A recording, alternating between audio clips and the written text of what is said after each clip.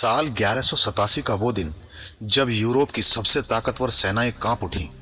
जिस क्रूसेड का मकसद था यरूशलेम को मुसलमानों से छीन लेना, वो एक आदमी के नाम से थम गया। वो आदमी जिसकी रणनीतियों के आगे शेरदिल योद्धा भी झुक गए।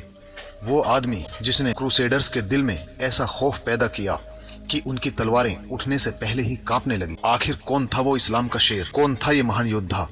कैसे उसने यरूशलेम पर अपना परचम लहराया और क्यों आज भी उसकी रणनीतियां इतिहास में मिसाल हैं? दोस्तों, आइए इतिहास के इस सुनहरे पन्ने को पलटते हैं। आइए शुरू करते हैं। दोस्तों, 1169 में इस योद्धा को मिस्र का गवर्नर बनाया गया। यहाँ उन्होंने फातिमी खिलाफत को खत्म कर सुन्नी इस्लाम को मजबूत किया। उसकी रणनीतियां इतनी कुशल थीं कि उसने मिस्र को क्रूसेडर्स के हमलों से बचा लिया। दोस्तों, अब बात आती है 1187 की। दोस्तों, अब बात करते हैं 1187 में उस ऐतिहासिक घटना की जिसने इस योद्धा को अमर बना दिया। 4 जुलाई 1187 को उसने हट्टिन की लड़ाई में क्रूसेडर्स को करारी शिकस्त दी। इस जीत ने यरूशलेम का रास्ता खोल दिया। दोस्तों, इस योद्धा ने 2 अक्टूबर 1187 को यरूशलेम को बिना किसी खून खराबे के हासिल कर लिया। उसने ईसाई कैदियों के साथ दया और सम्मान का व्यवहार किया। ये योद्धा कोई और नहीं बल्कि सलाउद्दीन अय्यूबी था। दोस्तों, सुल्तान सलाउद्दीन का जन्म 1187 ईस्वी में तिक्रित यानी इराक में हुआ था। उनका असली नाम यूसुफ इब्ने अय्यूब था। बचपन ही से उन्हें इस्लामी शिक्षा और सैन्य प्रशिक्षण दिया गया। उनके पिता नजमुद्दीन अय्यूब और चाचा असदुद्दीन शिरकुह दोनों ही नूरुद्दीन जंगी के नेतृत्व में काम करते थे।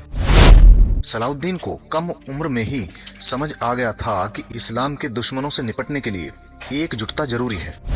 सलाउद्दीन ने नूरुद्दीन जंगी के साथ मिलकर दमिश्क और सीरिया के दुश्मनों से लड़ाई लड़ी। उनकी बहादुरी और रणनीतिक क्षमता ने उन्हें जल्दी ही नूरुद्दीन का भरोसेमंद कमांडर बना दिया।